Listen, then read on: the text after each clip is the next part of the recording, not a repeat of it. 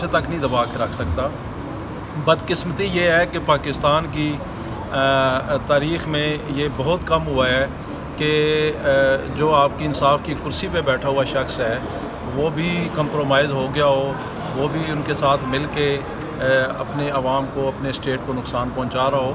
لیکن بہرحال عوام پاکستان کھڑی ہے، عمران خان کے ساتھ کھڑی ہے، نظریے کے ساتھ کھڑی ہے، آزاد عدلیہ کے ساتھ کھڑی ہے۔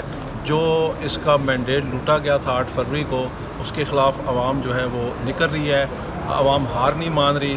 آپ نے اسلام آباد کا جلسہ دیکھا، کس طرح انہوں نے ہمارے ہاتھ پاؤں باندھ کے وہ جلسہ کروایا، اتنی اس میں شکیں ڈالی کہ اتنی شکیں تو میرے خیال میں جب آپ IMF سے قرضہ لیتے ہیں وہ بھی نہیں ڈالتے ہیں اس میں۔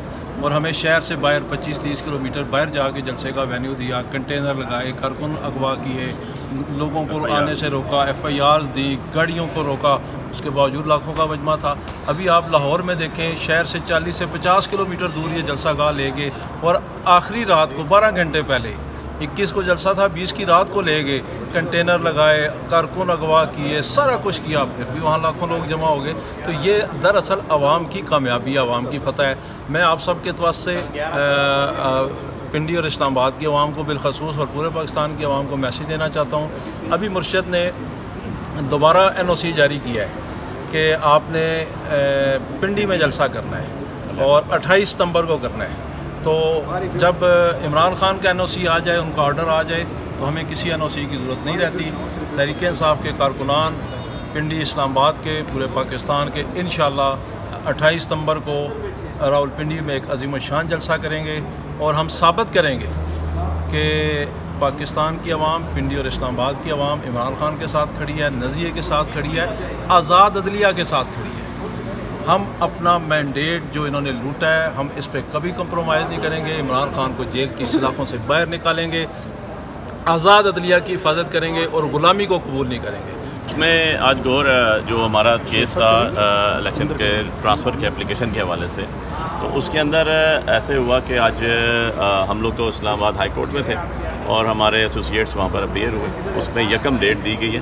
ابھی ہم نے دیکھنا ہے کہ کاپی ہمیں دیں گے، ہم اس پہ رپلائی فائل کریں گے کہ اس میں کیا رپلائی ہے۔ انہوں نے جو کوشچن کیا ہوا ہے، کیونکہ یہ انڈر کوشچن ہے، اور اس کو کیونکہ جو آرڈر جس کی بیسس کے اوپر الیکشن کمیشن آف پاکستان میں دوبارہ گیا یہ ہمارا کیس، ٹرانسفر کیس، وہ ہم نے چیلنج کیا ہوا ہے، وہ ابھی انشاءاللہ تھوڑی دیر میں اسپیشل بینچ کے سامنے لگ جائے گا۔ اور I am very much hopeful کہ کیونکہ انہوں نے تو بائسنس شو کی نا، وہ تو خود پارٹی ہیں۔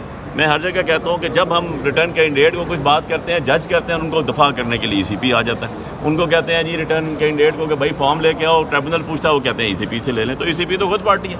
اور اب تو ان کے خلاف ایک چارج شیٹ آ چکی ہے جو سپریم کورٹ کی طرف سے آئی ہے، اور سپریم کورٹ نے 8 رکنی بینچ نے جو اپنا اسپیشل سیٹس کے حوالے سے جو کل ایک ڈیٹیل ججمنٹ آئی ہے، اس کے اندر ECP تو باقاعدہ میں کہتا ہوں کہ وہ تو ایک قسم کی ملزم ہے۔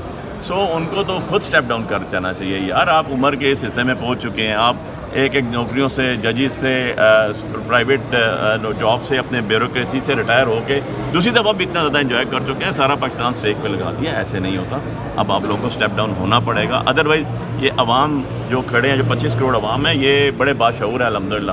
عمران خان صاحب نے ان کو شعور بھی دیا، ان کو بولنے کی طاقت بھی دی۔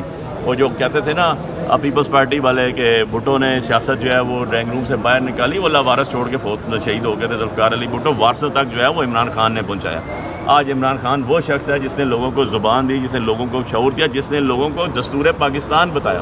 کہ آج دیکھ لیں، مولانا فضل الرحمان صاحب بھی یہ کہتے ہیں کہ دستور کے اندر جو امینڈمنٹ کی جا رہی ہے وہ بیسک لوگوں کے اپنے جو ان کے فنڈامنٹل رائٹس ہیں ان کے اوپر قدغن ہو رہی ہے، آرٹیکل 199 پہ قدغن ہو رہی ہے، اور اس فارم 47 کی پیداوار گورنمنٹ کو بچائے جانے کی کوشش کی جا رہی ہے۔ سو ٹاپ اینڈ جو ٹاپ رزلٹ ہے وہ یہ ہے کہ آپ یہ جتنی بھی امینڈمنٹس ہو رہی ہیں، جو ایک جلسے کے لیے بھی قانون سازی آتی ہے، جو دستور کی قانون سازی کی جا رہی ہے، اور جو رات کو کروڑوں روپے لگا کے جو جناب اجلاس بلایا جاتا ہے، رات کو شب خون مار کے جھوٹی FIRوں میں منیج اٹھائے جاتے ہیں، ہم لوگوں پہ جھوٹی FIR دی جاتی ہیں، جلسے کرانے پہ FIR دی جاتی ہیں، جلسے کے اندر 40 میں تو کہتا ہوں صرف ایک کنڈیشن رہ جاتی ہے کہ ایک ٹانگ پہ کھڑے ہو کے تقریر کر دیں، یہ رہ جاتی ہے۔ ایسے جلسے ہوتے ہیں، ایسے ڈیموکریٹک گورنمنٹ چلتی ہے۔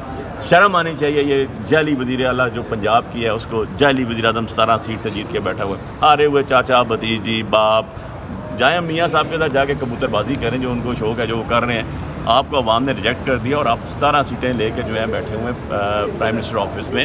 سو اب الحمدللہ عمران خان صاحب نے پنڈی جلسے کا بھی اعلان کر دیا ہے اور انشاءاللہ سارے پاکستان کا جلسہ ہوگا یہ, اور ایک عظیم الشان جلسہ ہوگا. بہت شکریہ.